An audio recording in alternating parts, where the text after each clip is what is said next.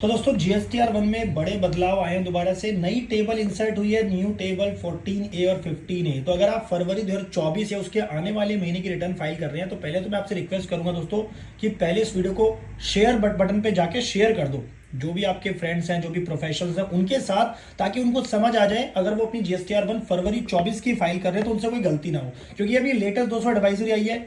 क्या ये एडवाइजरी है, कौन सा ये टेबल है, क्या इंफॉर्मेशन हमें देनी है, तो गाइस पूरा वीडियो में डिटेल में समझने वाले हैं। तो वीडियो बहुत ज्यादा इंपॉर्टेंट होने वाली है, इसलिए आपसे हमेशा कहता हूं कि वीडियो को पूरा देखें, स्किप ना करें।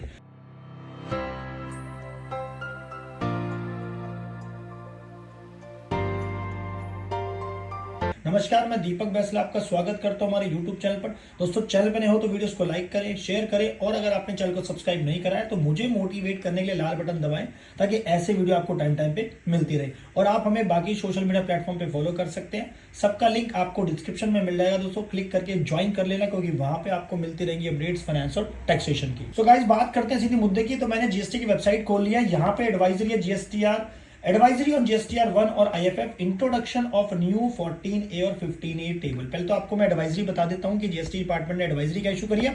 उसके बाद फिर आपको दोस्तों मैं जीएसटी पोर्टल पे लॉगिन करके प्रैक्टिकल बताने वाला हूं क्या टेबल है और क्या इंफॉर्मेशन आपको देनी है। तो राइट, बात करते हैं पहले एडवाइजरी क्या कहती है कि it is to inform that all tax payer as per notification number 26/2022 central tax 26 December 2022 two new tables 14A and 15A have been introduced in GSTR 1। दो नई टेबल को इंट्रोड्यूस किया गया है 14A और 15A, जो GSTR 1 के अंदर आपको देखने को मिलेगी। जिस दोस्तों किसके बारे में?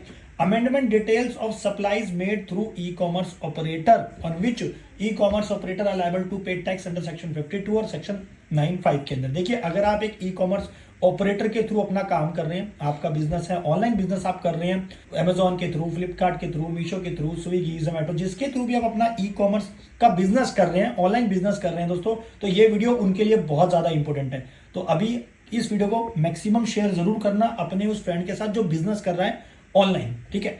तो इसके अंदर दोस्तों क्या देखने को मिल रहा है कि जो टेबल नंबर 14, जो टेबल नंबर 15 थी, वो तो जनवरी 2024 के अंदर गवर्नमेंट ने पहले ही इंट्रोड्यूस कर दी थी कि अगर आप किसी भी ई कॉमर्स ऑपरेटर के थ्रू कोई भी सप्लाई करते हैं, माल बेचते हैं, अपनी प्रोडक्ट तो बेचते हैं दोस्तों, उस केस में आपको टेबल नंबर 14 और टेबल नंबर 15 के अंदर इंफॉर्मेशन देनी है। तो गाइस अभी जो है टेबल नंबर 14A और टेबल नंबर 15A को जो है फरवरी 2024 की अगर आप रिटर्न फाइल कर रहे हैं, उसके आने वाले की जो भी फाइल करोगे तो फरवरी 24 से पहले तो ये एप्लीकेबल होगी। यानी कि आप फरवरी 2024 की जब भी आप रिटर्न फाइल करो दोस्तों, तो उसके अंदर ये जरूर चेक कर लेना कि आपकी लायबिलिटी तो नहीं है।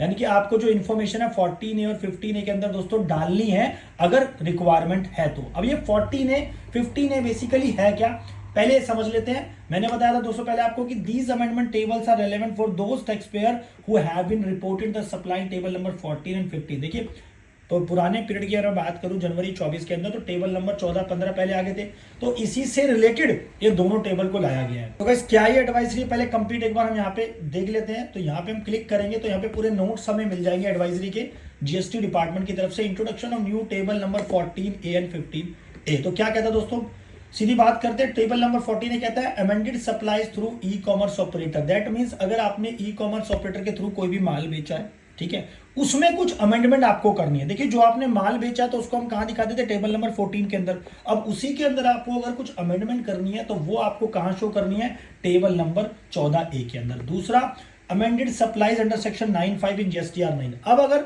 जो ई कॉमर्स ऑपरेटर ने अपनी जो सेल दिखाई होगी, जो उसने आपके थ्रू करी है, आप एज अ ऑनलाइन काम करें तो आपके थ्रू जिसने जो भी ई कॉमर्स ऑपरेटर जो उसने करी है, तो उस केस में वो टेबल नंबर 15 में इंफॉर्मेशन डालता था। तो अगर वो भी वहां पे अमेंड करता है तो अकॉर्डिंग दोस्तों यहाँ पे उसको टेबल नंबर 15A में अमेंडेड की जो इन्फॉर्मेशन है, अमेंडमेंट अगर कुछ करनी है तो टेबल नंबर 15 के अंदर करी जाएगी। तो दोस्तों आपको प्रैक्टिकल में दिखा देता हूं। तो यहाँ पे इन्फॉर्मेशन दोस्तों मैंने लॉग इन कर रखा है। तो पहले मैं सेलेक्ट करता हूँ यहाँ पे फरवरी का महीना, मैंने यहाँ पे फरवरी सेलेक्ट कर लिया है। तो हमने दोस्तों अभी फिलहाल GSTR 1 यहाँ पे फाइल कर दिया। तो मैं व्यू पे जाऊंगा, आपको दिखा देता हूँ कि करना क्या है।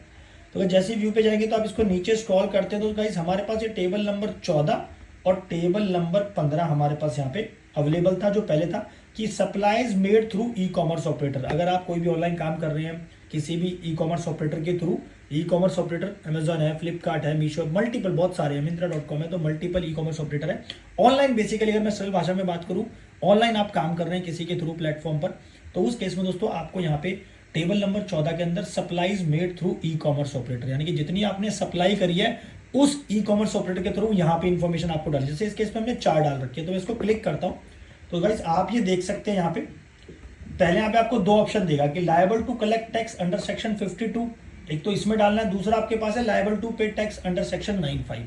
तो ये दोनों ऑप्शन आपको देगा। जैसे हमने अभी यहाँ पे डाला है जो हमने सप्लाई करी ई कॉमर्स ऑपरेटर के थ्रू, मैं इस पर क्लिक करता हूँ तो आएगा liable to collect tax under section 52 यानी कि टीसीएस। तो आप देख सकते हैं दोस्तों कि यहाँ पे हमने जीएसटी नंबर दिखा दिए ई कॉमर्स ऑपरेटर की, जैसे हमने फ्लिपकार्ट के थ्रू सेल करी तो उसका जीएसटी नंबर आ गया, उसकी कितनी नेट सेल वैल्यू है, उस पे आईजीएसटी, सीजीएसटी, एसजीएसटी कितना है, वो सब इन्फॉर्मेशन हमने यहाँ पे दिखा दी। और आप ऐसे ही देख सकते हैं कि जैसे हमने अमेजोन के थ्रू सेल दिखा दी, हमने मीशो के थ्रू सेल दिखा दी, तो टोटल नेट यहाँ पे आपको वैल्यू दिखानी है, अकॉर्डिंगली उसके ऊपर जो भी टैक्स बनता है आपको वो मेंशन करना है। तो गाइस ये तो हमने यहाँ पे दिखा दिया टेबल नंबर 14 के बारे में, यानी कि आप जो माल बेचोगे ई कॉमर्स ऑपरेटर के थ्रू, किस किस के थ्रू आपने बेचा उसका टोटल आपने यहाँ पे ऐड करके दिखाना है 14 के अंदर। 15 के अंदर दोस्तों आएगा क्या, 15 के अंदर आएगा जो ई कॉमर्स ऑपरेटर ने आपके अगेंस्ट में दिखाना है। तो गाइस रजिस्टर्ड आएगा, रजिस्टर्ड टू अनरजिस्टर्ड और अनरजिस्टर्ड टू रजिस्टर्ड अगर आप कर रहे हैं, और लास्ट हमारे पास है अनरजिस्टर्ड टू अनरजिस्टर्ड, यानी कि जो आपने C2C करा बेसिकली। तो गाइस ये इन्फॉर्मेशन यहाँ पे आपको शो होगी, लेकिन अभी यहाँ पे दोस्तों नहीं आ रही, क्योंकि हमारी कब शो होगी, जब हमारा जो है अभी फाइल हम कर देंगे इसकी रिटर्न को। अब अगर मैं इसको बैक करता हूँ, राइट, अगर मैं इसको बैक करता हूँ तो गाइस ये हमारे पास 14 नंबर टेबल और 14 नंबर 15 आ गए हैं, ठीक है। हालांकि मैंने दोस्तों इसके लिए चैनल पे एक स्पेसिफिक वीडियो बना रखा है, तो आप उस वीडियो को भी जाके देख सकते हैं, जिसके अंदर हमने बताया था कि GSTR 1 में जो चेंजेस आए हैं बेसिकली आप देख सकते हैं। देखो ये वाली दोस्तों आप चैनल पे जाके वीडियो रेफर कर सकते हैं। जनवरी 24 से बंदी GSTR 1 new table insert table number 14 and 50, तो आप ये वीडियो रेफर कर सकते हैं, इसका लिंक आपको डिस्क्रिप्शन में मिल जाएगा। तो वापस चलता हूं मैं दोस्तों डैशबोर्ड पे। अब मैं बात करता हूं टेबल नंबर 14A और 15A की। तो आप अमेंडेड रिकॉर्ड पे दोस्तों यहाँ पे क्लिक करेंगे तो गाइज यहाँ पे आपको दिख जाएगा table number 14A and table number 15A। तो गाइज ये दोनों नए टेबल इंसर्ट हुए हैं कि अगर आप इसके रिगार्डिंग, इस वाली सेल्स के रिगार्डिंग जो टेबल नंबर 14-15 में है, इनमें कुछ अगर अमेंडेड करते हैं तो आपको टेबल नंबर 14A में डालना है, 15A में डालना है। टेबल नंबर अगर 14A की दोस्तों बात करूँ तो यहाँ पे आपने टोटल फाइनेंशियल ईयर सेलेक्ट करना है, आपने यहाँ पे मंथ सेलेक्ट करना है और उसका आपने जीएसटी नंबर डालना है ई कॉमर्स ऑपरेटर का, उसके बाद ऐड रिकॉर्ड करना है या अमेंड रिकॉर्ड करना है, सॉरी अमेंड रिकॉर्ड करना है, जिसके अगेंस्ट में चेक आप चेंज कर रहे हैं। तो लायबल टू कलेक्ट का टैक्स एक ये ऑप्शन है, एक लायबल टू पे टैक्स का एक ये ऑप्शन है। तो दोनों ही ऑप्शन में आप जो है फाइनेंशियल ईयर सेलेक्ट करना है, मंथ या क्वार्टर सेलेक्ट करना है, उसका जीएसटी नंबर डालना है ई कॉमर्स ऑपरेटर का। अगर दूसरा जो ऑप्शन हमारे पास यहाँ पर है वो है, अगर हम अमेंडेड रिकॉर्ड में जाते हैं और यहाँ पे देखते हैं table number 15A amended supply, अगर यानी कि कोई अमेंडेड सप्लाई होती है, यानी कि आपकी जो ई कॉमर्स ऑपरेटर के थ्रू जो सेल हुई है उसमें ई कॉमर्स ऑपरेटर को चेंज करता है, तो गाइस यहाँ पे फाइनेंशियल में जाके आपको यहाँ पे डॉक्यूमेंट नंबर डाल जाके उसको अमेंड कर देना है। तो गाइस ये क्विक एडवाइजरी थी जो मैंने आपको बताया कि टेबल नंबर 15A और 14A इंसर्ट हो गए, तो जीएसटी 1 में फिर दोबारा से दोस्तों बदलाव हो गए। तो गाइस जीएसटी डिपार्टमेंट ना इतनी तेजी से चेंजेस लाता जा रहा है, तो ऐसे अपडेट्स के लिए प्लीज चैनल को सब्सक्राइब जरूर कर लें, क्योंकि दोस्तों अगर आप सब्सक्राइब कर लेंगे तो आपको नोटिफिकेशन मिलती रहेगी और आप अपडेट रहेंगे और आपसे कुछ गलती नहीं होगी, आप कुछ पॉइंट जो आप मिस नहीं होगा आपसे, राइट। और अगर आपको वीडियो अच्छी लगती है तो गाइस लाइक शेयर जरूर बनता है वीडियो पर, और मुझे मोटिवेट करने के लिए चैनल को सब्सक्राइब जरूर कर ले। Thank you.